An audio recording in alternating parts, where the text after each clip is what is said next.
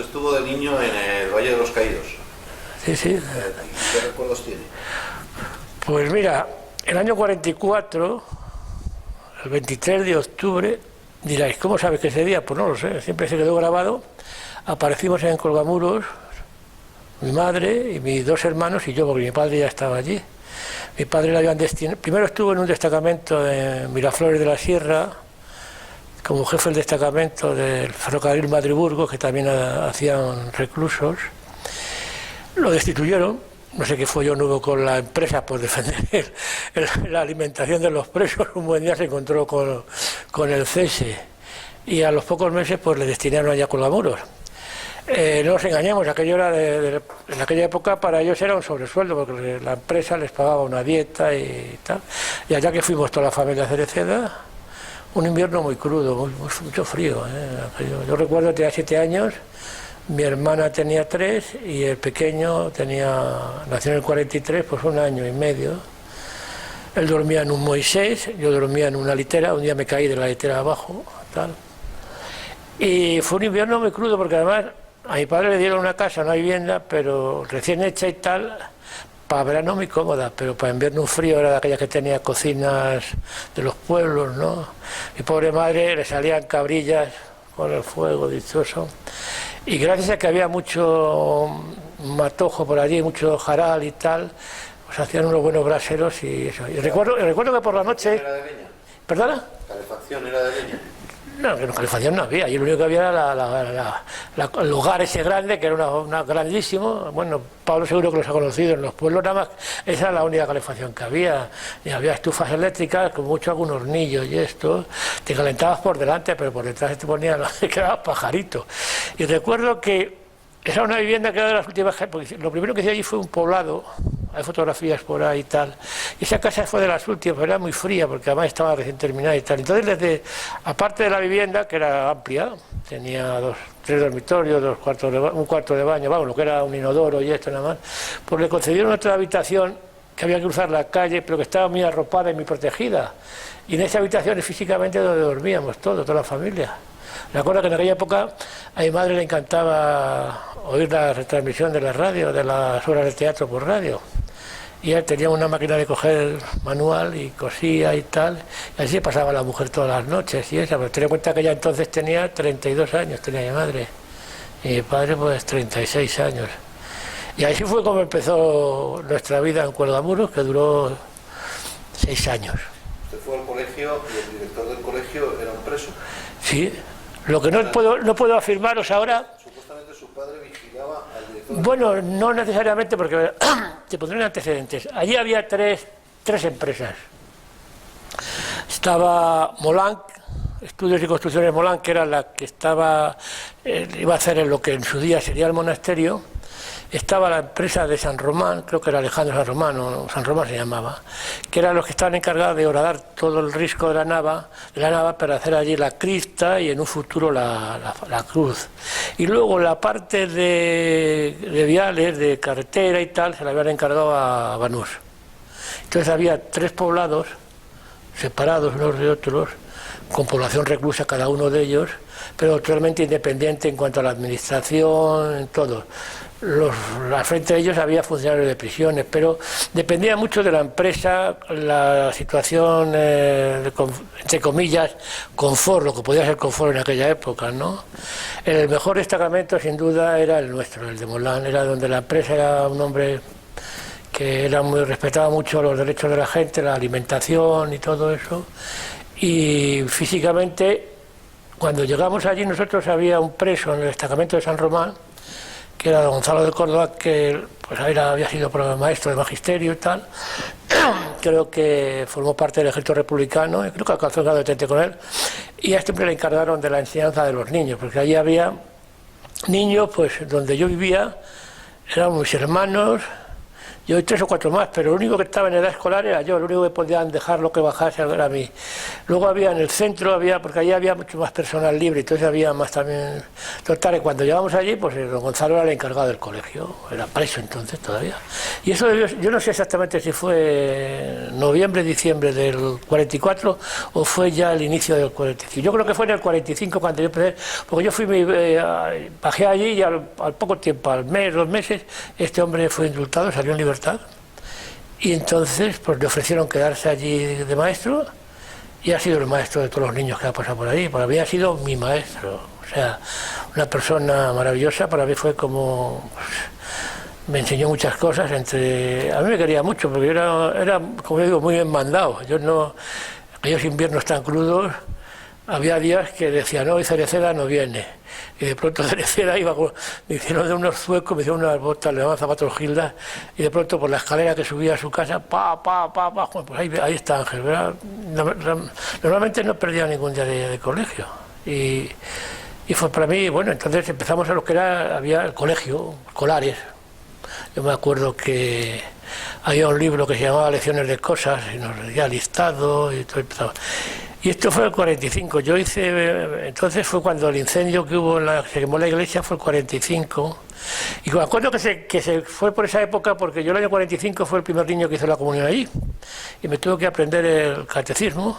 Joder. Los artículos de las 14, los artículos de la fe, que son 14, me costaba Dios de ayuda.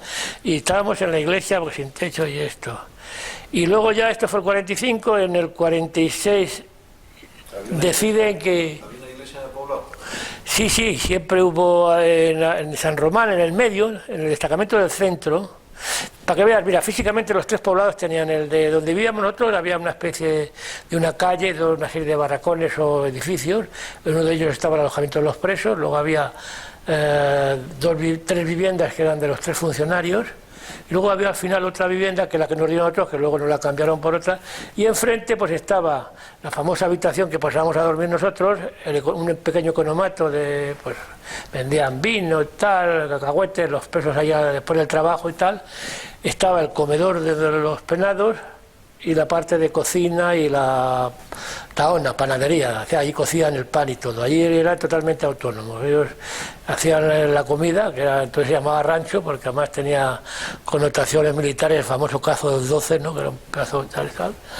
Y en el destacamento de abajo, el de San Román, que debía tener una población penal, o sea, reclusos menos reclusos que Molán, puesto que la obra era más de más envergadura, lo de horadar la cripta, manejaba mucha dinamita para los barrenos y tal, y había una serie de barracones más pequeñitos, y ahí físicamente ahí donde hicieron una especie de, lo han derruido, la iglesia, pegado a la iglesia había una sala de curas como botiquín y un pequeño hospital o enfermería. Tenía 2 plantas, arriba una serie de camas, que apenas se utilizaba por ello, porque a lo largo de toda la historia hubo accidentados, pero graves. Cuando se ha hablado de los números fallecidos, yo recuerdo que en los años que yo estuve, solamente hubo 2. Uno es ese famoso del 19 de marzo, Día de San José. No sé exactamente si fue el 47, 46, porque al parecer, si sobraba explosivo porque no lo habían utilizado, pues lo recogían en un sitio. Y el señor este que estaba allí, pues no sé qué estaba manipulando o le daba instrucciones de que... Total, que aquello salió por los aires.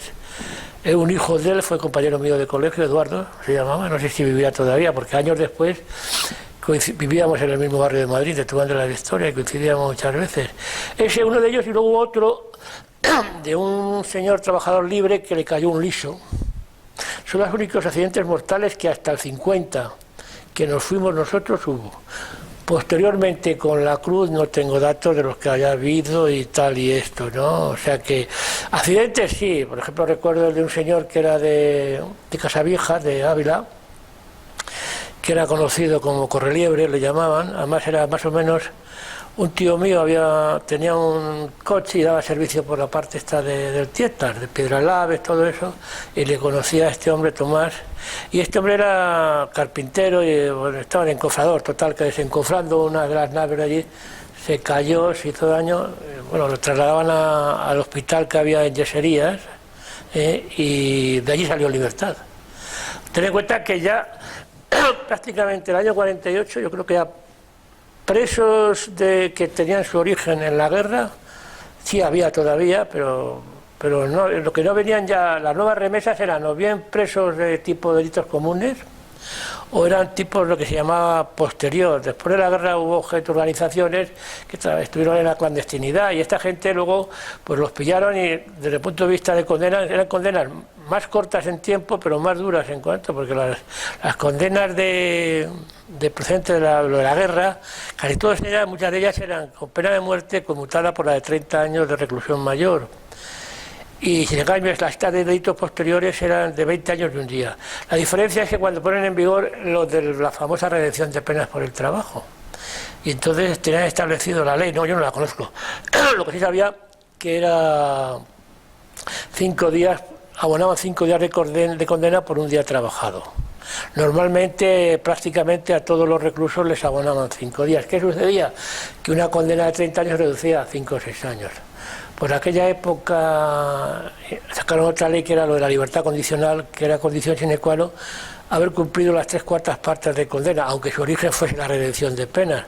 Entonces hicieron unos expedientes, elevaban unos expedientes y normalmente pues a los 3 o 4 meses, yo me acuerdo que yo era un crío, pero yo era muy curioso, muy cortillo. Y me acuerdo que siempre estaban pendientes en casa y todos los presos los viernes, cuando daban la referencia al Consejo de Ministros, decían, se han aprobado expedientes de libertad condicional.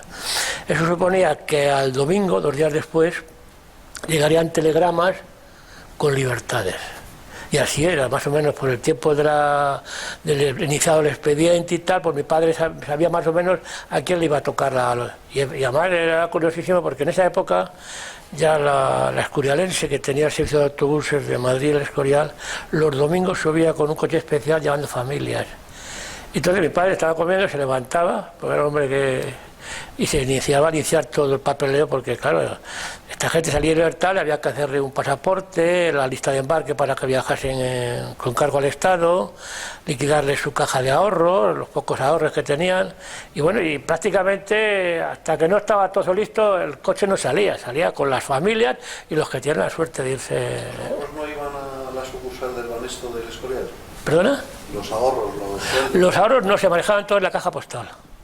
Todos los ahorros que tenían ellos de la retribución que recibían en dinero y tal, y se ponían en la caja postal de ahorros, y unas cartillas aquellas famosas con la bandera nacional y tal.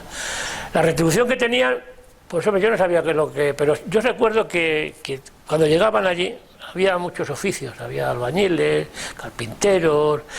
Bueno, para llegar allí había que tener padrinos, allí no llegaba cualquiera.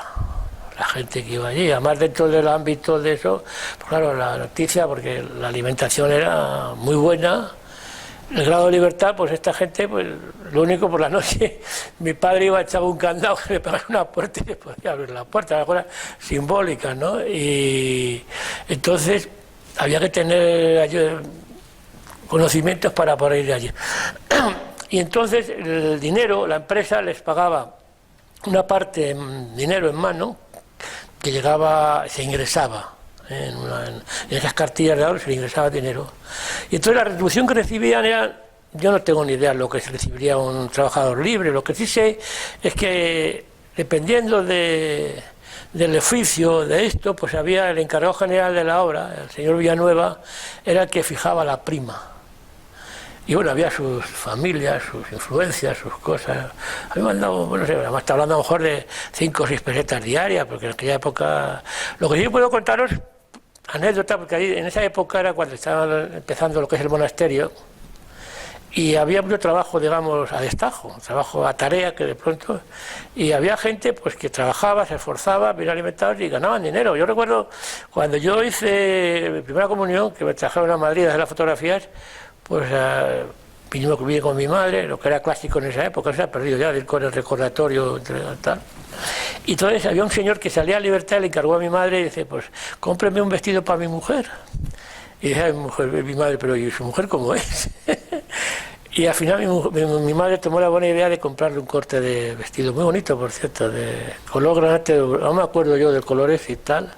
Te quiero decir que, y otro pues zapatos y tal, porque esta gente como no gastaban dinero, porque la alimentación era, estoy hablando de Molán, o sea, yo la alimentación de Banús creo que era un poco más reciente, pero no tengo datos, de Molán, vamos, un hermano mío se sentaba a comer con ellos y se aficionó a comer el cocido y esto, y entonces pues ahorraban su dinerito y bueno, había un funcionario, aparte que era muy mañoso, don Nicomedes, pues era muy mañoso, y este hombre pues hacía maletas. Y bueno, fabricaba maletas, entonces los que se iban a Libertad se llevaban un par de maletas llenas de ropa y de cosas. Y luego hubo mucha gente allí que arregló su vida allí, porque se trajo la familia, salieron en Libertad, se quedaron allí. Gente, me acuerdo que la profesión que más abundaba en todos ellos, yo cotilleaba los expedientes, ponía jornalero, ¿sabes?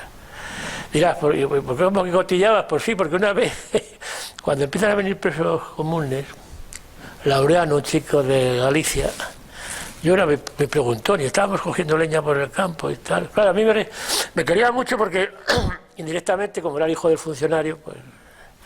Y yo no sé qué, me estás curiosidad, bueno, Laureano, ¿y tú por qué estás aquí? Y me dice, pues yo es que cogí una señora mayor, no sé si dijo que era ciega, y que la cruzó la calle y que la dejó en mitad de la calle. Y yo llegué a mi casa todo compungido, papá, fíjate, por Laureano, la han metido en la cárcel por pasar una ciega de una acera a otra y dejarla en mitad de la calle. Y claro, en casa, pues, mira, no. Si quieres saber cuál, vete a los expedientes y mira el testimonio de condena y verás un relato de los hechos, que podían ser ciertos, no ser ciertos y tal. Y entonces yo a las 3 de la tarde me metía en la oficina y escalaba yo por ahí, cogía algunos y me acuerdo de la famosa frase esa de fallamos que debemos condenar y condenamos, me aprendí yo del ese. Y bueno, esa fue mi vida allí y además la verdad que fue, para mí era... Ahora lo recuerdo con mucho cariño, era muy aburrido entonces, porque yo era el único niño de 7, 8 años, de 9 años y tal. Había diferencia con los demás niños de allí, de mis hermanos, otros niños de su edad y tal. Y yo tenía que quedarme en contacto con los niños que había abajo, cuando ya éramos estudiantes, los que estudiábamos bachiller, que éramos pues, los hijos de don Gonzalo, los hijos de Damián, el aparejador, la hermana de Raval, la hija de Antonio, el encargado de San Román, y yo. Éramos 8, nada más. Luego ya se apuntaron niños más. Bueno, luego se unió al grupo el hijo de Lausín, no sé qué más y tal, los hijos de Oreja, del practicante. Por cierto, la mayor era una preciosidad, una cría, tenía 16, 17 años, se quedaba dormida en casa de don Gonzalo allí y tal. Y entonces, después de las clases, yo me quedaba para jugar al fútbol, con todo aquello, porque era la única diversión. Tanto apuraba que se me hacía de noche. Y cuando subía para casa por la noche, campo a través, pasaba un miedo. Yo veía sombras chinescas por todos los lados, porque claro, se hacía de noche y tal. Pero bueno, mi diversión era cuando venía a Madrid a examinarme, pues me veía 8 y 10 películas. Me metía en el cine por la mañana, media tarde y toda la noche y eso. Y me imagino que ahora lo pasaría mucho mejor. Pero entonces, claro, creo que quería la historia. Y sinceramente... Si me preguntas cuál era pues había cierta confraternización, ¿no? Porque además, allá había dentro de los presos de los reclusos, pues había sus distintas familias. Yo entonces oí por primera vez hablar de UGT, de UHP, de comunistas, todo eso, de la CNT, tal. Había sus distintos grupúsculos y organizados. Y además toda esta gente tenía muy buenas relaciones, concretamente... El que llevó a cabo todo el replanteo de la obra del monasterio, una vez que estaba el edificio base, la distribución, se llamaba Tomás Pando, que era maestro de obras. Este era el oficial de miras y era el que... Y me acuerdo que por aquella época, yo soy el 47-48, cuando hacen la famosa Casa de las Mujeres. Bueno, es Estellería y Luis López Robledo. Luis López Robledo era un hombre que trabajaba en la hostelería. Estos dos son de delitos posteriores, no son delitos de la guerra. Estellería tenía un taller de ebanistería en Madrid, era muy conocido, muy amigo y muy recomendado de don Pedro Moruza. Y Luis López Robledo, en cierto modo, era recomendado de mi padre, porque era de Piedralaves. Y hablaron de mi padre y todo eso, pues, además era un hombre encantador, además le encantaba escribir guiones de cine. Y sé que acabó, bueno, no sé si vivirá, pues yo creo que no, porque ya debe tener más de 100 años, en el pueblo este que hay al lado de Málaga, Vélez Málaga, tenía allí este hombre. Y era un encantador y además le gustaba mucho la pastelería. La comunión de mi hermana, él hizo unos bollos con crema y tal, hizo Juan Tellería era sobrino del compositor del corazón. Bueno, creo que sí. Lo que sí sé es que este hombre sabía inglés, porque además luego se casó con ella. En aquella época, don Amor Quijada tenía una hermana que estaba casada con un señor muy mayor, no me acuerdo cómo se llamaba. Don Amor llevaba a la familia en verano. Nosotros éramos permanentes, todo el invierno y verano en Cuelgamuros. Mi pobre madre pues se enfermó allí y tal y eso, y cuando llegaba la familia esta, entonces la hermana de don Amor, chica joven con respecto a su marido, era muy mayor y tal, y este hombre que sabía inglés, bueno, le enseñaba el famoso el Giro, un libro rojo, y le enseñaba clases de inglés. Sé que este hombre surgió entre ellos algo, y cuando esta chica se quedó viuda se casaron. No sé qué habrá sido de ellos después. Sí, era un hombre muy educado. Este hombre Tellerías era un vasco elegantísimo. Bueno, tío. Además, me acuerdo que entre las cosas yo recuerdo llevaba un anillo, de esos anillos que hay con el escudo, ¿sabes? Esos que eran azulitos y tal, y esto. Y creo que al final le concedieron toda la ebanistería del monasterio, la hizo él. Una ebanistería en castaño preciosa, lo que iban a ser las celdas de los frailes y todo esto, ¿no? Y bueno, la verdad que ¿qué más os puedo contar? Bueno, pues que fue que allí cosas curiosas, cuando se ha hablado de trabajos forzados. Esta gente trabajaba, tal, yo nunca había allí trabajos forzados por ningún lado, y además el grado de semilibertad que tenía, pues se les daba permiso para bajar al Escorial, al cruce. La famosa fuga de La Mana y de Albornoz y de esto, pues ya estuvo auspiciada desde fuera, porque aún me acuerdo que fue el primer domingo de agosto. En aquella época, como las literas eran de madera, pues había chinches y en los bichos. Entonces había un día al año que hacían zafarrancho, sacaban todo, se dormía a la intemperie, ahí enfrente del barracón. Ahora, claro, yo me imagino esas imágenes desde un niño, ahora lo veo y digo, pues qué pequeño es esto, ¿no? Porque hay una campa ahí impresionante y tal. Y este hombre, pues estos La Mana y Sánchez del Bruno, entonces llegaron allí, pues creo en marzo del 48 debió ser, o por eso, y eran recomendados. Eran 3 estudiantes, que hubo unas pintadas de la FUE en Madrid y tal, eran de gente toda de muy buena familia. Concretamente uno hija de Sánchez de Albornoz, del que fue este. El otro era La Mana, que su padre era republicano, volvió y tal, y tal. Y luego había un chico que era muy deportista, que había hecho campeón de Castilla de mariposa, Ignacio Faure. Y de pronto pues le metieron, los condenaron a 6 años, no sé cuántos, una condena, no me acuerdo, y dice, pues ¿qué hacemos con ellos? Pues a la Cuelgamuros. Entonces dentro de Cuelgamuros fueron al, digamos, destacamento donde las condiciones... No es que los demás sitios fueran malas, pero bueno, y tal. Y que, cuando llegan allí, ¿y qué hacemos con ellos? Decía, yo lo sabía mi padre. Bueno, pues entonces a Sánchez de Albornoz lo dejaron en la oficina, como sabía de tal, porque entonces en aquella época tenían una máquina de escribir para los expedientes y aquello era un triunfo, porque a mi padre le gustaba mucho y tal. Si no todos los expedientes, si ves los expedientes de esta gente, están hechos todos redactados a mano, manuscritos todos. Y Ignacio Faure, que era muy deportista, dice que él quería trabajar, y entonces lo colocaron en la carpintería. Yo, simpaticísimo. Lo que no sabía yo, que había fallecido en accidente de tráfico años después. Y a La Mana, ¿y con él qué hacemos? Dice, bueno, como había como 7, 8 niños, mis hermanos pequeños, dice, pues todos organizaron un pequeño colegio en el poblado de arriba. Por supuesto, don Manuel era don Manuel, profesor era don Manuel. Los niños todos, vamos, hablas con mi hermana y mi hermano, y me acuerdo de don Manuel y tal, y esto y tal. Y este pues organizó el colegio. Entonces, la famosa fuga, según me contó mi padre a mí, estaba preparada porque incluso ellos, mi padre recibió una información, que el 26 de julio, ¿sabes? Bueno, pues si saben que se van a fugar, que se lo lleven para Madrid. Pero no está. Y sé que fue esa fecha, porque nosotros tenemos ahí una pequeña granja, y teníamos una cochina, una cerda que se puso de parto esa noche.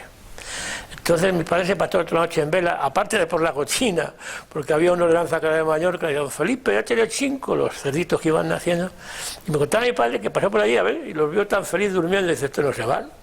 Esto fue el 26 de julio, y el 4 de agosto, que creo que fue el 4 de agosto o 5 de agosto, el domingo, fue cuando se marcharon y tal. Los domingos no había recuento, ¿no? Sí, había recuento. Pues mira, en aquella ocasión no hubo recuento porque como estaban todos en la intemperie, pues no se hacían. Además, el recuento en mi vida era tal el grado de confianza y como no.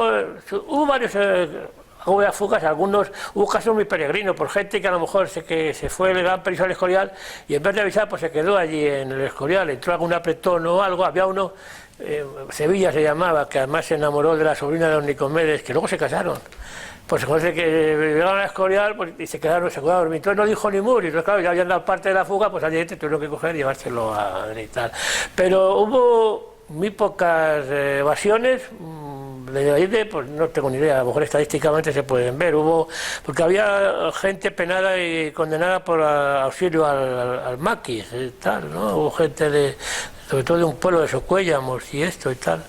Pero claro, entonces pues no, nadie pensaba que ese día, y además como pues llegaron a don Nicomedes y dijeron, don Nicomedes, que vienen unas amigas nuestras, ¿podemos bajar a comer al cruce? Pues sí, bajaron al cruce. Se bajaron al cruce y claro, por la noche, cuando por la noche al recuento, porque han faltado. Entonces, bueno, pues ya sabemos que no aparecen. Entonces al día siguiente vino el inspector de prisiones, que era, ¿cómo se llamaba? Gerardo Pajares, ¿ves? Pajares.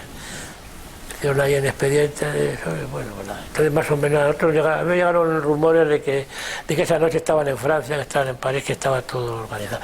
Y yo, fíjate de las cosas que me quedé con que lo que pasa es que se pone, ¿por qué nadie me dijo a mí algo? Porque este hombre, La Mana, se marchó a Argentina.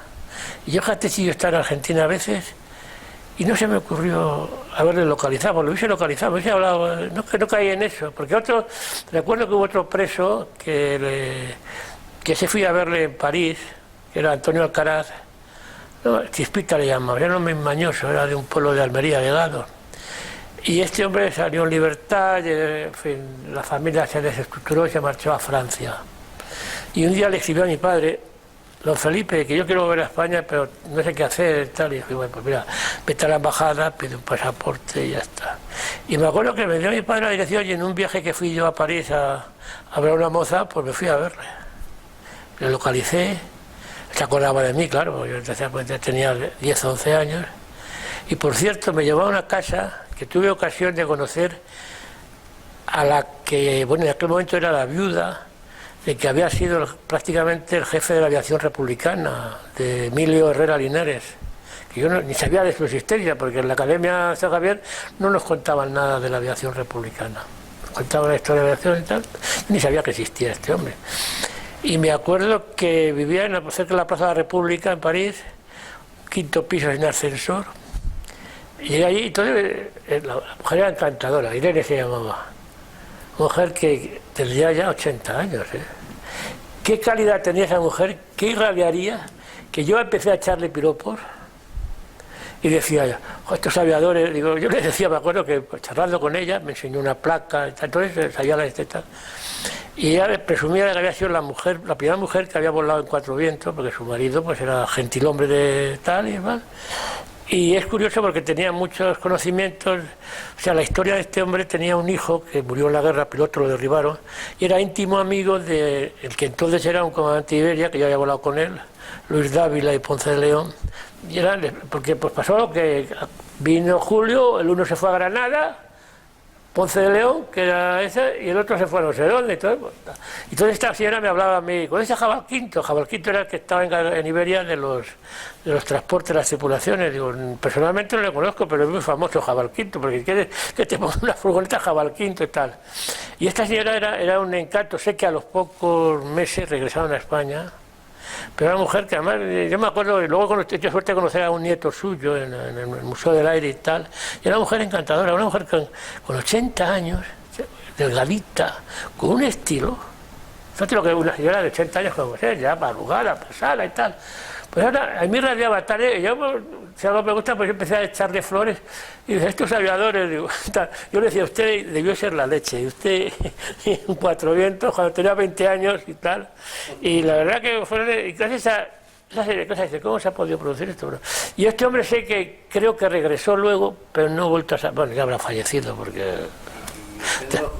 ¿Tiene recuerdos de que los penados que estaban allí refunfuñaran, los tuvieran incómodos, estaban contentos porque le daban pena? Pero... Sinceramente, yo puedo hablarte de Molán. Yo no creo, ya te digo que estaban organizados en sus familias políticas, o sea, tenían los que eran de la CNT, los que eran del Partido Socialista, por ejemplo, Tellería creo que era el Partido Socialista. Es más, había un grupo muy curioso porque además tenían sus pequeñas reuniones, sus cosas que no dejaban hacer. No, en un momento, hombre, la situación de ellos, pues ellos sabían que eran conscientes de que eran reclusos y que no podían ni eso.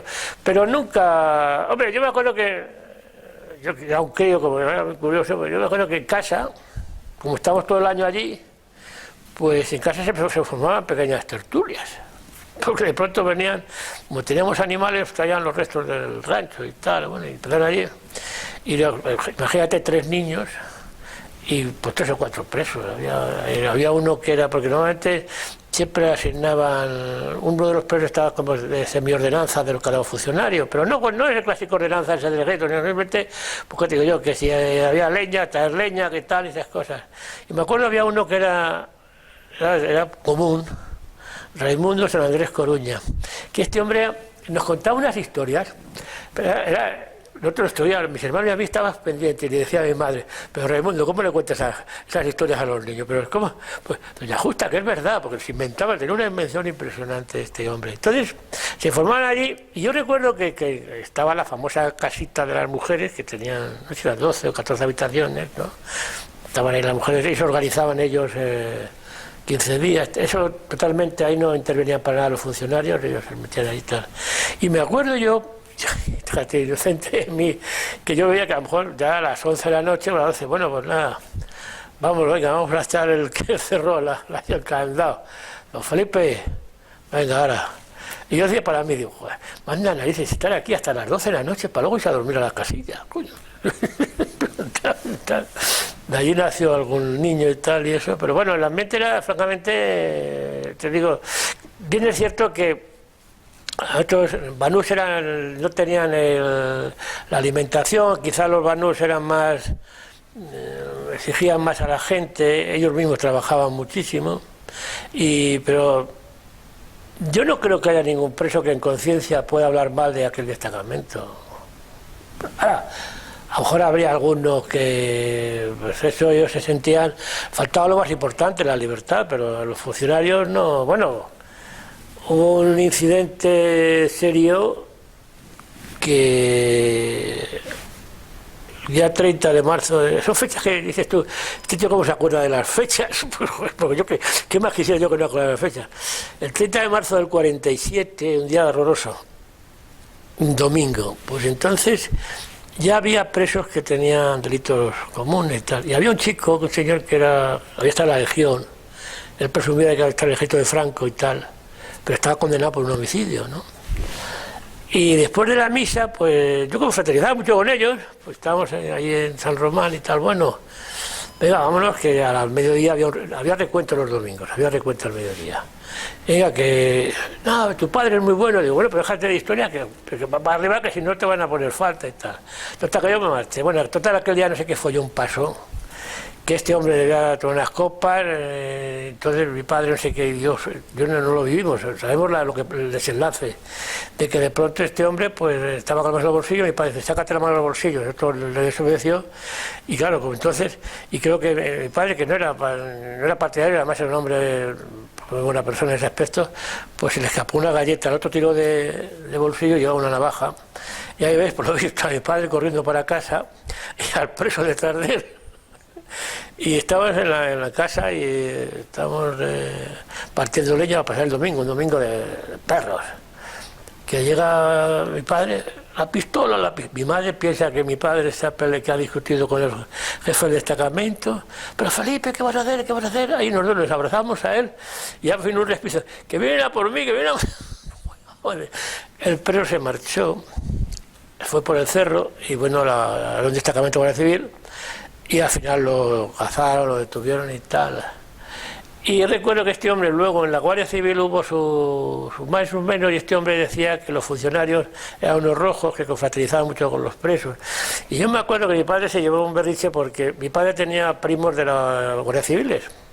Entonces, y por casa la Guardia Civil hacía una patrulla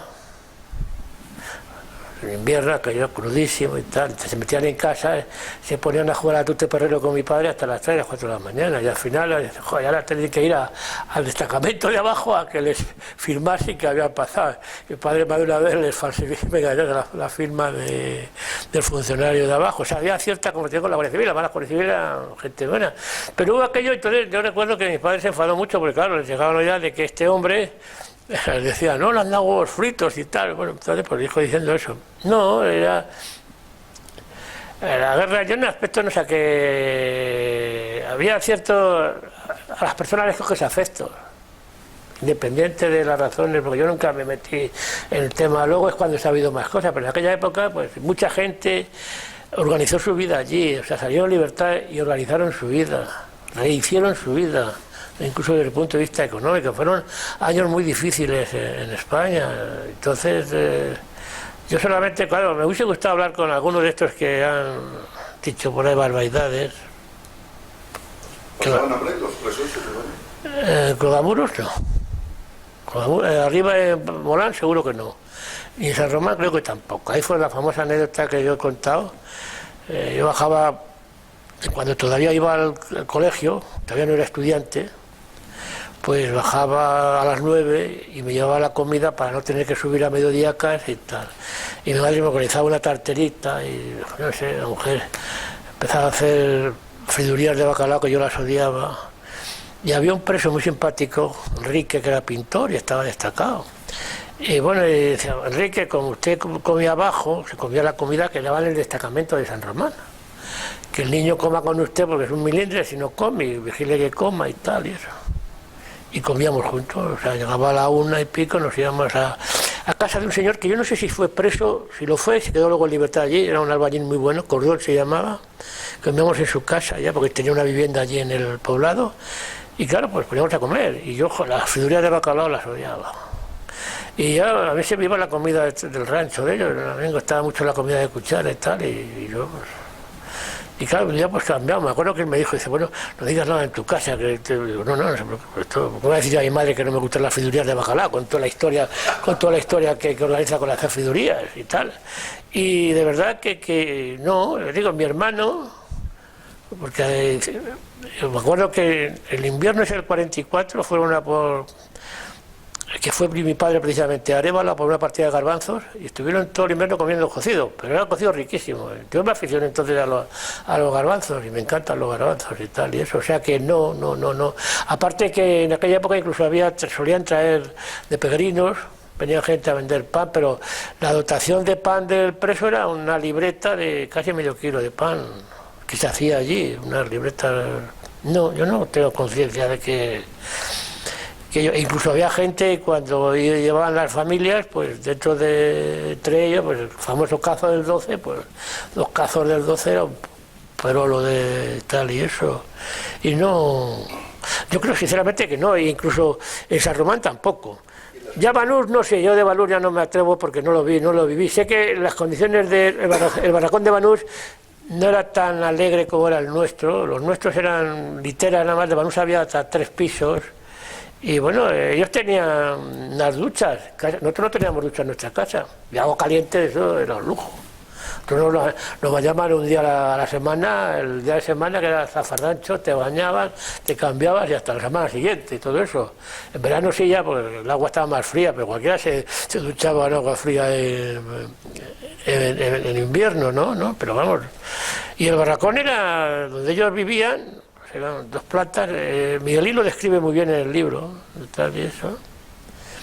Y bueno, de ahí está, pues habría, incluso había unos más, dentro de ellos había recomendado que vivían aparte.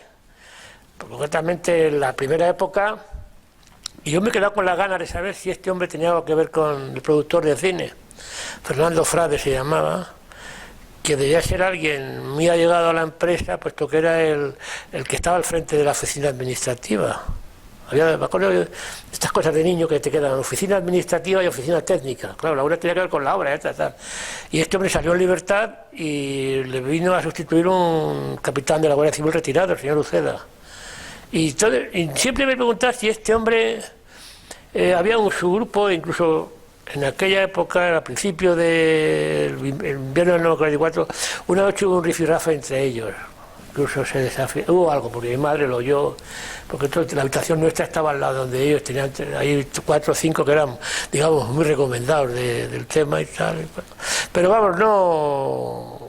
Luego había distintas familias, ¿no? Eso, yo para mí entonces esto era nuevo, ¿no? Yo hablar yo me acuerdo que me hice muchas gracias la palabra de UHP, que era tal, y eso lo vi por primera vez, y las cosas, tal. Por ejemplo, con el aspecto de don Gonzalo, nunca. Bueno, don Gonzalo para mí es que es mi maestro.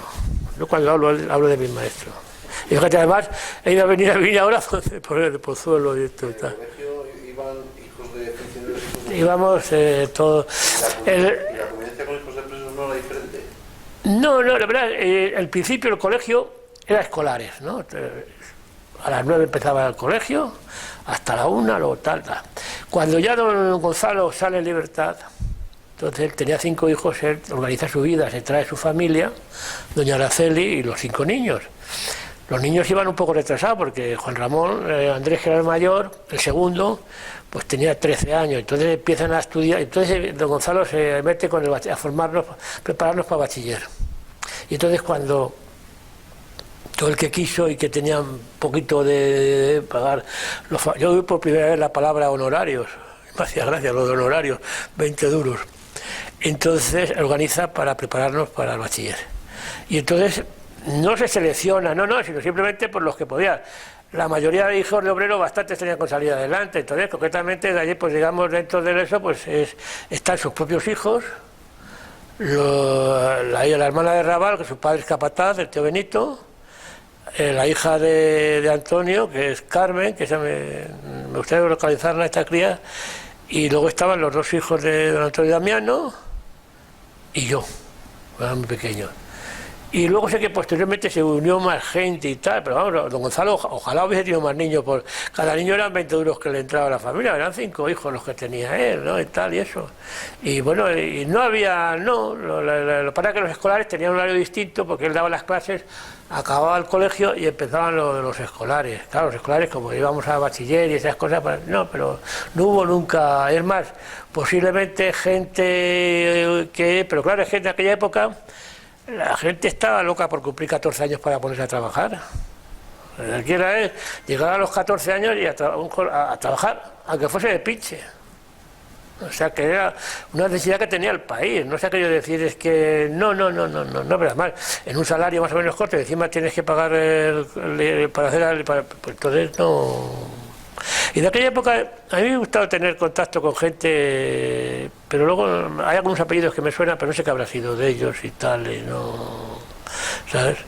Y bueno, y luego ya cuando llega el año 50, cuando se decide que eso es, pero son presos, ¿no? Eso es ahí arriba, ¿no? ¿Estás aquí me suena?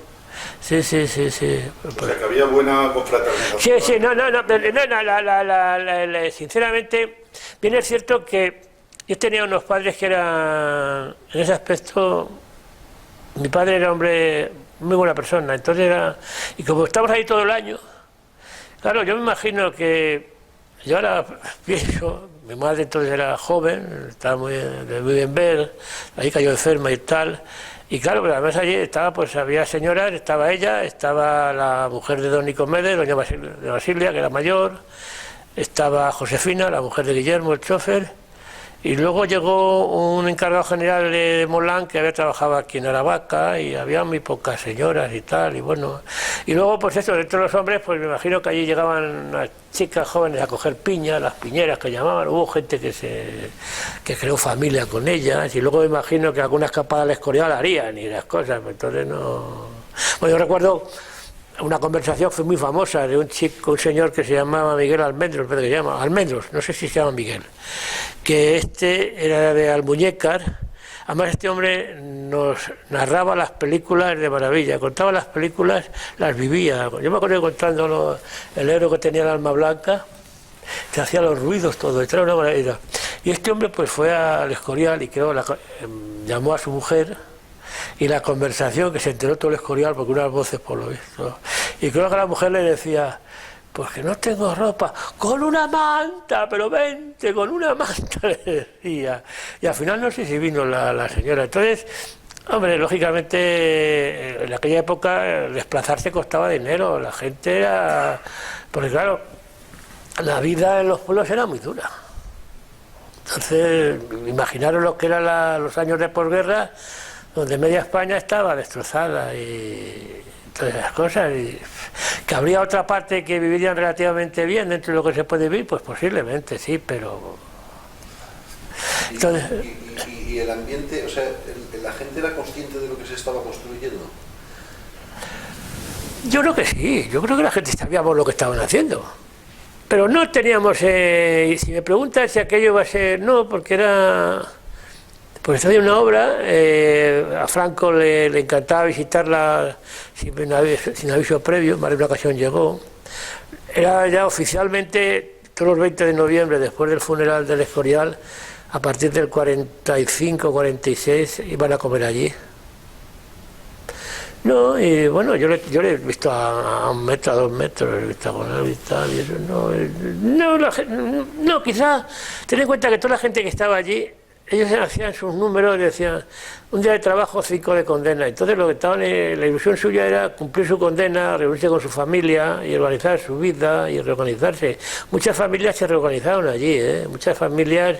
¿Muchos presos se quedaron después de la guerra? Sí, mucha gente. Y además, sobre todo, porque fue cuando a partir del año 50 es cuando se decide que ya sacar toda la población reclusa. Empiezan las obras de la Cruz, que se queda Guarte, ahí hay mucho trabajo y tal y eso. Y claro, mucha gente pues organizaba allí, incluso pues hacía su pequeña chabolilla, su residencia, había casitas y tal muy monas, muy bien hechas, con mucho estilo, muchas veces, que allí se metían en un principio, y como no se gastaba, pues prácticamente lo poco o mucho que ganaban todo quedaba allí y tal. Que la vida era dura, joder, que sí era dura, dímelo a mí, que cuando venimos a Madrid, pues claro, nosotros pasamos sobre todo mis padres, pues claro, de pronto hay un recorte en el sueldo, esto es gracias a los pequeños animales que había en casa, mi madre ahorraba, hasta que no había 2 docenas de huevos no se freía un huevo allí, las gallinas y tal, la famosa peste aviar que le costó a mi madre aquello, disgusto, yo odiaba las gallinas, porque tanto antes de morirse, de que se muriesen, las sangraban y estaba de gallina hasta el cogote, tal y eso. Y eran los años que eran muy difíciles en España. Lo que pasa es que yo era un niño, ya cuando llega a Madrid y cuando ya estamos en Madrid, Madrid por un lado fenomenal, tenemos cine, tenemos cosas, pero las dificultades en casa se acrecientan, ¿no? La familia modesta, mi padre funcionario del Estado, 3 niños, bueno, pobre madre cae enferma y tal. Y bueno, y empieza a luchar, ¿no? Y a mi padre le consiguen un trabajo adicional, de esto como muchos españoles, de cobrador del ocaso. Yo he sido cobrador del ocaso, eso que es los muertos, tal. Entonces, yo tengo una niñez y una adolescencia de la cual estoy yo presumo. Hay una frase que cuando surgen problemas de estos cara y tal, presumo de haber estado 5 horas, como yo digo, con una toalla debajo del brazo, enfrente de la casa de baños de Alvarado para ducharme. Por eso cuando veo en lo que hemos convertido esto me da mucha rabia. Fíjate, 5 horas esperando que para poder ducharte, porque la carencia y las cosas, quizá todo eso a mí me hizo esforzarme y gracias a eso pues he salido adelante muy bien, he sido muy feliz. Posiblemente digo que si yo hubiese sido uno de los niños que todos existían, que con menos problemas y tal, pues a lo mejor no me hubiese esforzado y no hubiese alcanzado las cotas que he alcanzado. Y como yo, cientos de españoles, o sea que de esa época yo estoy muy contento. Además, presumo. Yo he dicho, yo he sido listero, ¿y eso qué es? Digo, pues que te parezca un chiste el que pasa lista, ¿sabes? Y de esa época tengo un recuerdo que todavía no tenía que ver con colgamuros, pero me encontré en mi vida 2 o 3 personas, uno fue mi maestro, otro fue Paco Francisco Alonso, que fue como mi segundo padre, que ha sido la única persona que me hizo llorar a mí. Me dormí un día, llegué tarde al trabajo y solo me dijo esto: se lo voy a decir a tu padre. Saltaron las alarmas. Me acuerdo que años después, ya murió el pobre hombre, ya le comenté que yo te hice llorar. Digo, sí, tú me hiciste llorar, porque además luego esta gente a mí me querían como un hijo, porque mis pequeños triunfos o mis pequeños éxitos ellas lo vivían como suyos, porque de cierto modo hemos contribuido, porque fíjate que yo cuando acabo el bachiller pues me pongo a trabajar y por una cosa era muy pequeño, por otra cosa era mayor, y gracias a este hombre me dijo, no, él se viene conmigo y yo le... Y fue... Entonces, por eso tengo... Claro, cuando se habla ahora mismo, España ahora cuando dicen lo que tenemos, pues... Los años 40 debieron ser terribles, sobre todo para nuestros padres, porque yo a mí no me acuerdo, yo prácticamente, mi madre y mi padre, pues ellos sí serían los que sufrían y esas cosas, y como yo cientos de españoles, o sea, por eso me da mucha rabia. Ahora mismo, a mí me dicen mis amigos que soy muy radical, digo, posiblemente seré radical, pero yo es que me da mucha pena que se ha trabajado mucho en España, que hemos trabajado mucho, que nuestros padres, nuestros abuelos, y que ahora mismo lo estamos tirando por una borda. Y ya te digo, yo he sido muy crítico con don Francisco Franco, porque cuando tuve la idea de hacerme militar y estar en el ejército y tal, pues había cosas que no me gustaban. Entonces, y claro, pero luego después de 38 años digo, este personaje tiene su sitio en la historia, y la historia de la justicia. ¿Que cometió errores? Por supuesto, cometió errores, pero es más lo positivo que lo negativo. Ahora que ha habido toda la polémica con el Valle de los Caídos, ¿usted cómo lo ha vivido? O como siga llamando usted, me enfado. Pues no, porque ¿cómo lo he vivido? Pues hombre, con pena, para que tuve la suerte, que yo ya, porque además no tenía contacto y tal, y de pronto me llama un señor y todo el tema que de pronto revivió en mí. Yo tengo las vivencias de muy tiernas aquellas, y claro, lo recuerdo con mucho cariño, y además recuerdo, entonces me da mucha rabia cuando he oído disparates, cuando he ido a esta calleja decir burradas, y he oído a la chiquita esta que era la diputada de UPyD hablando de los muertos y de los presos. Esta gente igual se piensa que iban con una bola y que había un funcionario con un rifle vigilándoles y todas las cosas. No. Entonces me da rabia y en vez de... Pues hombre, a la obra a unos les gustará, a mí particularmente me gusta como obra arquitectónica. Para mí, bueno, ver las esculturas esas, ver los escudos de la bandera, del escudo nacional, que era el que había entonces, y esto, yo lo he visto allí, sobre todo la parte de abajo, me encanta, y eso. Y como fue parte de mi vida, formó parte de mi niñez, bueno, pues no, me da rabia que no asumamos la parte de la historia que tiene, para bien o para mal. Que la guerra civil fue una machada, por supuesto, pero bueno, ¿y qué quieres? Que si yo no vivíamos nosotros, y habría que ver, por mucho que nos queramos poner, no nos podremos poner cuál era la situación. Yo sí me pongo en la situación ahora, digo, yo particularmente pienso que ahora la cosa es mucho más grave que entonces, porque entonces, pues eso, si no había, la gente lo que luchaba era por subsistir. Y yo espero que esto salga adelante y pero me da mucha... Y la gente incluido tu padre, que estabais ahí, bueno, tú no porque eras un niño, pero la gente tenía la sensación de que se estaba construyendo un monumento para la reconciliación, un mausoleo a Franco, un gran... No, estaba haciendo... No, yo la gente que estaba allí, si lo hablaban, yo no me enteraba, en el seno de los funcionarios, no se sabía, pues es una obra que han decidido hacer allí. Nunca pensamos que iba a ser un mausoleo para Franco, sino simplemente pues una obra que recuerdo de la guerra. Me imagino que si yo hubiese tenido más años quizá hubiese analizado, como tenía 11 años, yo con el estudiar tenía bastante, yo no me preocupaba de esas cosas. Nunca oí en casa de historia, lo que sí se hablaba, no se sabía qué tipo de... ¿Que era la obra preferida de Franco? Posiblemente sí, la visitaba mucho, había muchos bocetos, el alma mater era don Pedro Muguruza, pero cayó enfermo el hombre y entonces cogió las riendas de Méndez, ¿no? Diego Méndez, y fue el que ya entonces decíamos, ¿cómo será la cruz? Yo me acuerdo que el famoso palo ese donde estaba el eje de la cruz, ahí subíamos los niños y tal. No tuvimos...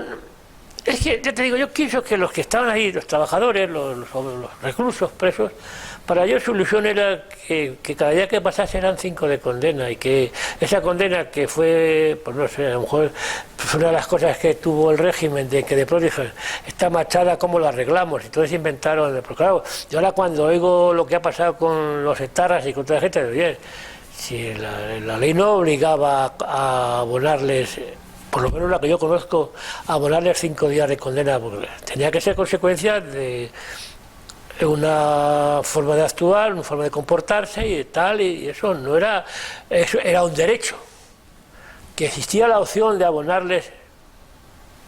Quizá, por ejemplo, en los delitos comunes y los posteriores abonaban nada más que medio por uno, por eso las condenas eran más pequeñas y tal, pero eso que me preguntan, yo no tengo conciencia, y ellos, posiblemente los mayores, quizá tenían conciencia, algo. Yo puedo hablar de mi maestro, que su ilusión era sacar a su familia adelante. Y el hecho de que fueran a enterrar españoles de los dos bandos, ¿eso no generó conflicto? O sea, ¿no generó ilusión? En aquella época no sé lo que se diría después, no lo sé, no te puedo hablar, porque yo recuerdo que nosotros marchamos en el 50, en el 59 es cuando se inaugura aquello. Sé que se inaugura el 59, en abril, porque cuando nosotros venimos a desfilar a Madrid el año 59, en mayo me parece, que yo fui por primera vez, dentro de el que quiera ir, y yo me hacía ilusión ir a donde había pasado mi niñez, y me llevaron ahí, y no, pues era una cosa yo no vi, la gente, además, me imagino que, no sé, hablan de que si a los pueblos, que si lo otro, no sé qué, era... Quizá la guerra todavía estaba muy reciente, o sea, las heridas estaban ahí todavía. Gente lo pasó muy mal, sin duda, pero mucha gente que no tenía nada que ver también lo pasamos mal. O sea, que las necesidades del pueblo español las pasó a todos los lados. O sea, que... Aparte de la penuria económica, no había el sentimiento de, fíjate, vamos a construir un monumento de la Reconquista. Yo no tuve, nunca tuve... la sensación de... ¿Por qué estamos enterrando unos con Bueno, yo, por ejemplo, lo que hemos hablado antes de este señor, Tomás Pando, que pues era el hacer las cosas bien hechas. En ningún momento ellos hacían lo mejor que sabían la obra, y entonces era hacer una obra, era un trabajo que tenían, que tuviese su ideología, pues posiblemente. En el libro este de Miguelín, habla de un señor que era del Pardo Lejarazu, al parecer que era Partido Comunista. Para mí era un hombre encantador, un magnífico albañil, y en casa... Bien, es cierto que ahí no se hablaba de historia. Por ejemplo, yo recuerdo una vez que un señor mayor, tal Guerrero, muy alto, que debía haber pertenecido al cuerpo de bomberos, y salía a Libertad, y entonces, no sé, mis padres, yo como era, siempre estaba con la oreja pegada, tal, les oí, ¿qué cree? ¿Que le darán el reingreso o no le darán el reingreso? Y después decía, no creo y tal, no sé, pero luego me enteré que efectivamente había sido bombero antes de la República y tal, no sé, no. Sinceramente, yo no puedo decirte que fuese tema de ellos, posiblemente. En casa, yo con mis 12, 13 años, que era la edad que tenía entonces, yo nunca oí hablar de ese tema. Además, en esa época ya prácticamente los presos, digamos, de origen político prácticamente habían desaparecido. Era casi todos eran pues delitos homicidios, tal. Había un chico que era muy majo, que además luego lo leí unas reseñas en la prensa, Emilio Millán Santana, que era un manguta y tal, pero bueno, allí había de toda esta historia. Y a los niños, tu padre, por ejemplo, no os daba instrucciones porque al fin y al cabo sus hijos estaban rodeados de delincuentes. No, porque no, es más, yo no, había muy pocos niños de mi edad. O sea, te voy a contar una anécdota, que el niño, a pesar de que es un niño, pues se da cuenta del rol que ocupan, ¿no? Sabía que era el hijo del funcionario. Y me acuerdo, pues a lo mejor había otros hijos, había un chico de Benedicto, había otro, el hijo del pintor, que era un pájaro que, bueno, digo pájaro en sentido cariñoso, porque este hombre pues contaba que antes de la guerra pues iban de casa, entraban en una casa, pagaban 2 meses de fianza, como había muchas casas de alquiler, iban de casa en casa y tal. Y no sé qué pasó, que algo le vimos, pues 2 niños se pelean, ¿no? Entonces me acuerdo que un preso, pero en cierto modo amigo de la infancia de mi padre, pues le dijo a mi padre algo de que yo que me había tal. Y creo que mi madre se enfadó un poco, dice, pero bueno, es un crío, no, como diciendo, es que el niño y tal, no sé, a lo mejor yo cometí la indiscreción de ser, pero bueno, no sé, yo me acuerdo que mis mejores amigos pues eran hijos de presos mayores que yo. Me acuerdo una vez que ahí teníamos una serie de huertos y otro niño y yo, mayor que yo, pues nos dedicábamos a robar la lechuga de los demás huertos. Éramos tan inocentes que robábamos lechuga de todos los huertos menos del de él y del mío. Es curioso que averiguaron quién era lo que robaba los huertos. Yo me acuerdo que un día llegó mi madre con las zapatillas y me puso la casa a cuadros. Te dice que no, yo tenía los barrientos, que él era un poco mayor que yo, que luego años después vivía aquí en Majadahonda y tal, y luego pues no, en ese aspecto no, y instrucción ninguna, porque para mí eran niños como todos, vamos. Mis compañeros de estudios eran hijos de los hijos de los Gonzalo, están aquí en Pozuelo, era la gente que para que ya Cereceda era muy conocido por ello, como vivía a 2,5 kilómetros en invierno, unos inviernos crudísimos, y allá aparecía Cereceda con los zapatos Gilda, porque Yoraceli, la mujer, que era encantadora, me quería muchísimo, dice, no, hoy Ángel no viene, hoy Cereceda no viene porque con el tiempo ¿cómo va a venir? Y Cereceda aparecía por allí. ¿Cómo era don Pedro Muguruza? Pues era un hombre cariñoso, afable, era algo impresionante. Bueno, se llegó a instituir el Día San Pedro como fiesta local del sitio. Yo me quedé, el último año, el año 49, yo me quedé con una pena porque a mí me mandaron a Ariza a pasar el verano. Y ese verano se lo pasaron en Colgamuro los niños de maravilla. Porque organizaron una especie de torneo de fútbol, le regaló un equipo de fútbol. Don Pedro era un hombre bueno. Aún me acuerdo que tengo una imagen cuando empezó a caer enfermo allí en la oficina del destacamento, que hacía un frío, iba él con su sobrina y ya empezaba a tener los síntomas de... Era el alma de los niños. Bueno, el día San Pedro era fiesta. Por él, era la que hacíamos fiesta allí por él. Pero además este hombre era bueno incluso yo creo que con los presos y todo, no... Y esas que me pregunta Luis de eso, pues no, o sea, a lo mejor entre ellos hablaban, no tengo ni idea, yo no lo sé. Lo que sí sé que hay ese tema prácticamente, en las tertulias que se montaban en casa a lo mejor, pues eran de cosas de la vida. Pues contaba Enrique, el pintor, contaba el café que hacía su madre, el 5 de Achicoria y tal, el recuelo y tal. Lo que eran los años de los años 30, que eso eran de la edad de mi padre, ellos han vivido la época normal como llamaban.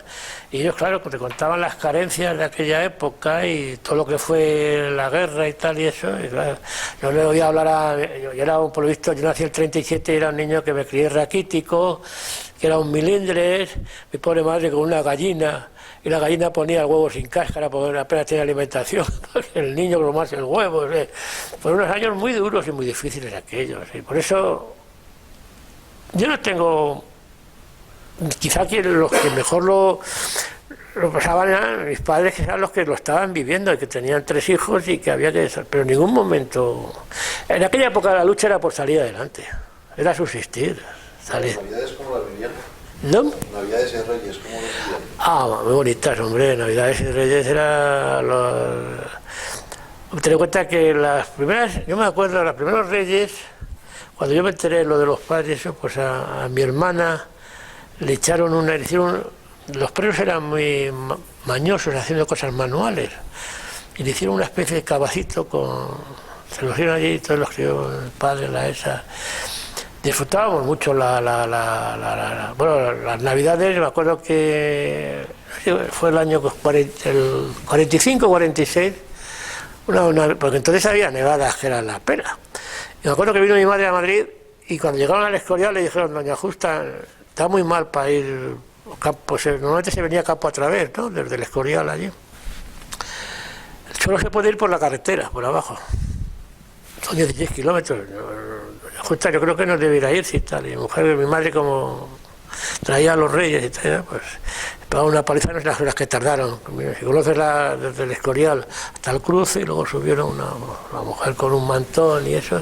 Allí empezó a caer enferma, el famoso doctor Lausín, el doctor Ladrillo, porque todo lo arreglaba con un ladrillo caliente. Era muy agradable, pero todo lo arreglaba con un ladrillo refractario, muy caliente y a base de calor. En aquella época, pues fíjate, nada. Y no las vivíamos, las navidades, y eso era, para los niños era, por lo que era, yo no sé, ahora ya se ha perdido, no he logrado yo imbuir a mis hijos del espíritu navideño de esa época, está ido perdiendo todo, pero disfrutábamos de las navidades como cosacos, porque... Pero claro, fíjate, el primer año, el año 44, tuvimos casi 17 o 18 días bloqueados y la única comunicación era a través de Pinés, que era el demandadero, que es el que bajaba por la correspondencia, un hombre de Valdepeñas, que cuando salió en libertad se llevó su familia allí, un hombre... Escribía de maravilla, tenía una letra preciosa, escribía yo me acuerdo que al final de la semana, a mi madre le encargaba, Pinés, cómprame unos hilos, cómprame no sé qué, y al final de semana venía con venía justa la cuenta y tal. Y yo me acuerdo que escribía de maravilla, tenía una letra preciosa, y además era un hombre serio, respetuoso, joder, tío, fantástico. Y pues se llevó, cuando salió en libertad se quedó con el mismo puesto. Tenía 2 niños más o menos de mi edad, tenía uno más mayor, tenía Flor, y luego estando allí, como consecuencia de las visitas y todo, pues nació la pequeña, la niña pequeña de ellos. Y era un hombre, bueno, pues allí había gente de todo, pero en ningún momento les había tocado vivir un rol distinto, nunca, concretamente... Cuando se marcha uno de los que se marcha, la mana en la fuga esa, se quedan sin maestro mis hermanos y los niños, los 8 o 9 niños se quedan sin maestro. Y entonces nombraron maestro a un señor que era hermano de un compañero de mi padre, se llamaba don Carlos, pero no me acuerdo el apellido, Cornejo Cor. Y a mí me quería mucho, además salió luego de la libertad, fundó un colegio y quiso llevarme a mí, porque cuando yo acabé el bachiller yo era, no sé qué va a ser de mí, ¿no? Y me decía, mira, te pones una corbata y nos vamos al Ministerio del Aire a vender intercomunicadores. Y yo decía, madre mía, yo con lo mal que hablo. Y quiero decirte que y este hombre pues me regaló a mí un tablero de ajedrez con este hombre. No, nunca se habló de esas cosas. ¿Es verdad que el valle en verano se convirtió en una especie de un sitio veraneo, que la gente traía...? Bueno, la gente, que las familias había libertad absoluta de traerlas, ahí nadie se puso cortapisas. Lo que pasa es que la famosa casilla estaba limitada en habitaciones y ellos mismos son los que se controlaban. Porque a lo mejor había una familia que se tiraba allí y dice, oye, que hay gente que quiere venir, y ellos mismos se organizaban. Ahí nunca intervinieron los funcionarios. Ellos organizaban el reparto de las habitaciones y bueno, hubo gente que, sobre todo en San Román, hicieron una especie de chabolos, pero muy bonitos, una especie de cabañas muy estilosas. Me acuerdo una... ¿Para el verano? Sí, bueno, para el verano y para el invierno. Pues yo empezaban allí, que vivía un matrimonio muy amigo de este amigo de mi padre, de Remacha, Marina, era un triángulo, una relación. Yo entonces era un crío, no me daba cuenta de nada, pero ahí, pues hombre, entonces ellos, y una casa, y era una especie, pues con un dormitorio, una cocinita y tal, muy interesante. Tenía libertad de organizarse allí sus ahora. Y luego había gente que a lo mejor y tenía familiares, pues vivirían en casa. Pues no sé, yo por ejemplo me acuerdo que el verano ese que yo no estuve, cuando fue mi madre a buscarme a ese pueblo, pues las hermanas de Luis López Robledo estuvieron en casa. Además llegó mi padre y cuando se enteró mi madre que ni les había cambiado las sábanas ni nada, le montó un pollo que no vea. Pues ¿cómo se te ocurre y tal? Y eso. Y la gente, para que mucha gente subía el domingo, subían allá y pasaban el día allí. El que podía quedarse allí se establecía allí y mucha gente llegó allí, se organizaron trabajos, trabajaban allí. Puedo decir que en ese aspecto mucha gente organizó su vida allí, mucha gente, sobre todo del sur, pues se llevaron la familia y se quedaron a trabajar allí y allí organizaron su vida. ¿Usted llegó a hacer amistad con presos? Bueno, mi padre conocía a mucha gente, amistad, por ejemplo, te he contado, este preso que te he dicho, Ramón Remacha, era compañero de mi padre de juego, porque cuando su padre era secretario de ayuntamiento en Ariza, el padre de este chico era el alcalde y se conocían. De este es un hombre, Ramón Remacha, pues un buen día no sabíamos nada y aparece una señora a las 9 de la noche. Don Felipe, que hay aquí una señora que pregunta por usted, y era la madre, y todo le cuenta que su hijo está detenido, que se había metido este chico era deportista y tal, se había metido en follones posterior a la guerra. Total, que como consecuencia de ello, pues está detenido, está condenado y tal. Y bueno, entonces el padre, por dentro de lo que se movía, dice, bueno, conocía gente, y dice, bueno, pues, y consiguió traerlo a Colgamuros. Entonces, luego había gente, pues Tellería, pues era muy amigo de don Pedro Muguruza, y este hombre así. Entonces, o sea, para ir allí había que tener amigos, si no, no se iba, allí no iba cualquiera. Era un premio. Sí, porque además, bueno, ellos lo solicitaban y luego, pero normalmente ya en los años 47 y 48 prácticamente de delitos, el famoso delito de adhesión a la rebelión, que era como lo calificaba y tal, apenas quedaba gente, ¿no? Porque ya sí quedaba gente, ya empezaron a llegar, es más, aquello se deterioró porque ya dejaba gente con otra, porque toda la gente que tenía su origen en el follón de la guerra era gente muy correcta, muy educada, les había tocado vivir en ese bando, su ilusión era salir cuanto antes, redimir el máximo a todos, sobre todo en Molán.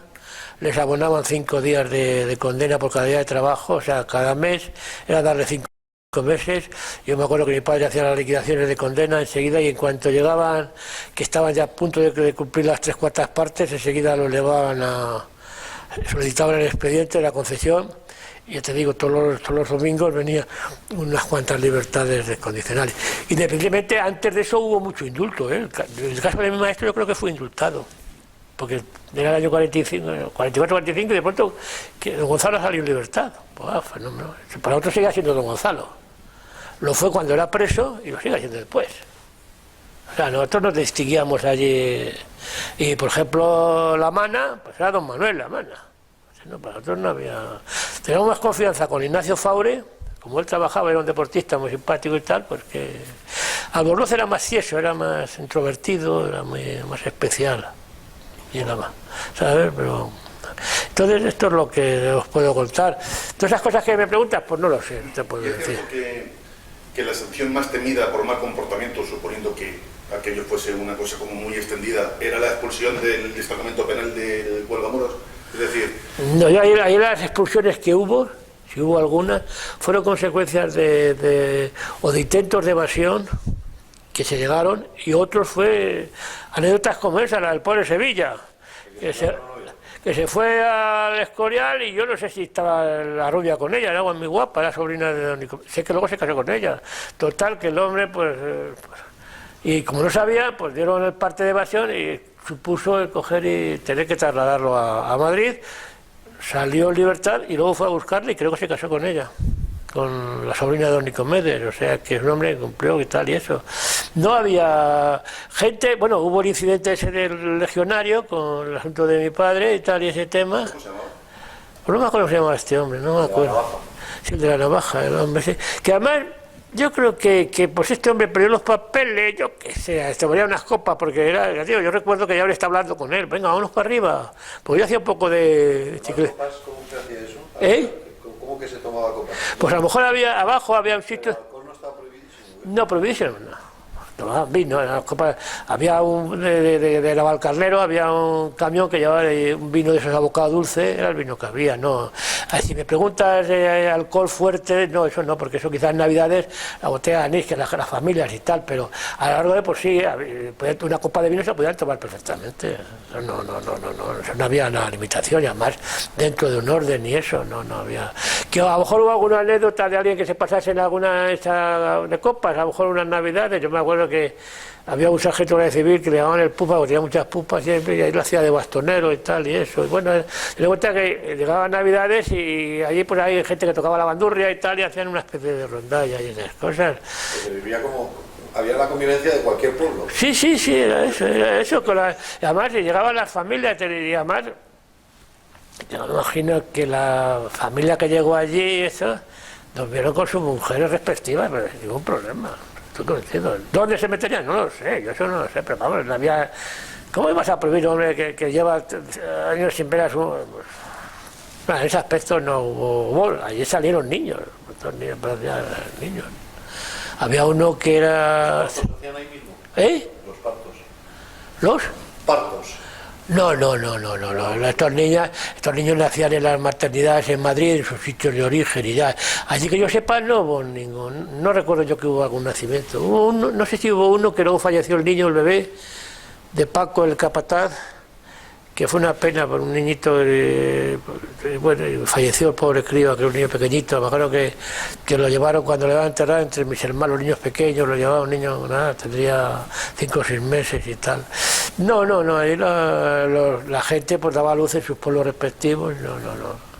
Yo recuerdo de un caso que además ese señor había estado durante la guerra, pues había coincidido con mi padre en San Antón, no sé dónde. Mi padre pasó la guerra. Cuando empieza el movimiento, le empieza en Barcelona. Ellos vienen a Madrid y en Madrid lo destinan a Porlier y a San Antón, ahí en la calle Farmacia. Y luego se va a Valencia. Y a mucha gente había conocido. Entonces mi padre era un hombre que vivía y dejaba de vivir. Un hombre que cuando ya acabó la guerra lo depuraron como a todos y bueno, no tenía ninguna responsabilidad, le dejaron el cuerpo. Bueno, concretamente el director de San Miguel de los Reyes le nombró su secretario. Y luego pues nació mi hermana y los hijos del director fueron los padrinos de mi hermana y tal y eso. No, ha sido un hombre como que yo no creo que haya nadie que hable mal de él, no. Pero bueno, a lo mejor hay alguno que cuenta batallas y cosas, ¿no? Por ejemplo, 4 minutos, no sé si... Solamente a mí se me ocurre una cosa más. Estos pseudohistoriadores que han salido ahora hablando de la construcción del valle sin documentarse en profundidad, hablan de que la presencia de la Guardia Civil era constante por aquellos montes en evitación de fugas, etcétera. No. La Guardia Civil llega allí, concretamente, yo creo que llega en la primavera del 45, y es porque ha habido un incidente serio en Pedrinos, que ha muerto el comandante del puesto, porque los maquis llegaron hasta allí. Entonces, después tenemos aquí, entre los 3 destacamentos que habría, a lo mejor 200 penados, ¿no? Arriba habría 100 y pico, como mucho y tal. Entonces, por problemas no de ellos en sí, sino de que hubiese infiltraciones del MAC y tal, pues mandan un destacamento de 28 guardias civiles. Y estos guardias civiles pues patrullaban por allí, concretamente a casa llegaban, tenían que firmarles el control, y ahí estaba con mi padre jugando al tute perrero, porque imaginaros en invierno a las 3 de la mañana para andar por la calle. Felipe, ¿nos firma? Venga, a ver, la firma de don César, venga, vale, ya está, ya, porque claro, a ver, que con la capota y tal, y además, por cierto, a mí me hacía mucha gracia, porque iban todos con la cartera aquella, el tintero, la pluma, y escribían todos de maravilla, toda esta gente, pero que no era la cuestión de la vigilancia de los presos en absoluto. Sabíamos que estaban allí, que estábamos controlando mejor más la posible del exterior, de que hubiese nada más, no. Yo sí recuerdo ese incidente en Pedrinos que fue muy comentado, y más, incluso allí había gente penada por haber auxiliado a los pueblos, que si se habían dado alimentos y cosas de esas, pero vamos. Y además que iban a hacer 28 guardias civiles contra toda aquella población, no lo explicaré, no. O sea que con lo que había de seguridad entre Guardia Civil y funcionarios de prisiones, si hubiese un hipotético motín, estaban absolutamente vendidos, vamos. No se contemplaba la posibilidad de eso, ¿no? Yo les veía gente que puede hacer 3 funcionarios contra 100 y pico, pero la tranquilidad no era. Yo pienso que la gente que estaba allí estaba imbuido de luchar por salir adelante, sus respectivas familias, porque bueno, me imagino que aparte del problema de la libertad, el no ver a su familia, el saber que el estar allí en el pueblo y no poder venir porque el dinero que se necesita para venir y esas cosas, pues era muy costoso. Y entonces yo creo que la afán era de luchar, pasar cuanto antes el tiempo, redimir lo máximo, ahorrar lo máximo que podían ahorrar y organizar su vida. Y nadie pensaba en... Pues además era gente con una formación muy elemental y eso, salvo excepciones, salvo esto que hemos hablado de gente como Tellería, gente como Pando, como esta gente que tuvo su formación, incluso profesionales y tal, pero la gente era muy, vamos, la profesión que más abundaba en los expedientes era el jornalero, ¿entiendes? Entonces, que entre ellos en sus pequeñas reuniones hablasen o algo, pero no hubo ningún, que yo recuerde nada. Había quizá como el trato que recibían era muy humano, sus pequeñas necesidades humanas dentro de lo posible y dentro de una se atendían, ¿no? O sea, si alguien quería ir al Escorial, pues ¿vale? Entonces, con el compromiso de que volviesen. Y volviesen, claro, ¿no? Bueno, pues sí, que viene mi familia, bueno, pues nada, venga, tal.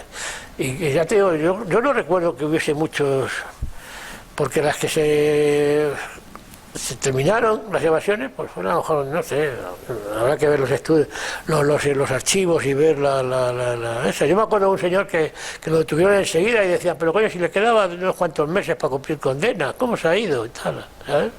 O sea que no creo que ese aspecto no. Para que, claro, si coño, es que los funcionarios, allí no había ideologías, allí había salida porque las dificultades eran para todos, para unos más que para otros. Pero las dificultades que tenían mis padres eran, pues no voy a decir que no eran las mismas, pero también eran muy duras. Allí se pasaban el invierno, metido allí. Y eso, que ahora lo analizas fríamente, mi madre trabajaba, la mujer, pues, fíjate que fue cuando llegamos allí, mi hermana tenía un problema muy serio, puesto que se había tomado un chorro de lejía de jabón, se había quemado el esófago, una niña preciosa, pero bueno, y hubo un momento que había que darle toda la comida, pasaba por el puré y tal, y hubo un problema de la leche, que en invierno no teníamos ningún problema, había unas vacas abajo en Buenavista y tal, pero llegaba el verano, llegaba la familia del jefe, la leche era para el jefe. Entonces me acuerdo que mis padres pues compraron una cabra, más que otra cosa, para tener leche para la niña y eso. Entonces era subsistir. Que había gente de ella que lo pasaba peor, por supuesto, eso no me cabe la menor duda, pero que la subsistencia era para todo el mundo. Y hubo gente que, vamos, concretamente este que me volaba el padre, ¿cómo se llama? El Batacuras, ¿cómo? Justo llegó allí, los marmolistas, pues tenían un cocinero que les guisaba a ellos, había unos, entre labradores, o sea, que labraban la piedra y colocadores, a lo mejor 30 o 40, entonces él y María Luisa eran los que organizaban la comida para ellos, salieron en libertad y se quedaron allí, o sea, que como eso ha habido un montón de gente. Terminaron dando una vivienda. Claro, sí, nos quedabas allí, además, imagínate, cuando nosotros nos marchamos, pues allí quedaron 4 o 5 viviendas vacías, que me imagino que las ocuparían ellos hasta que tiraron aquello. ¿Y los presos que venían de otras prisiones, qué comentaban comparando de dónde venían con... No te puedo decir lo que dirían, pero para ellos era pasar de la noche al día.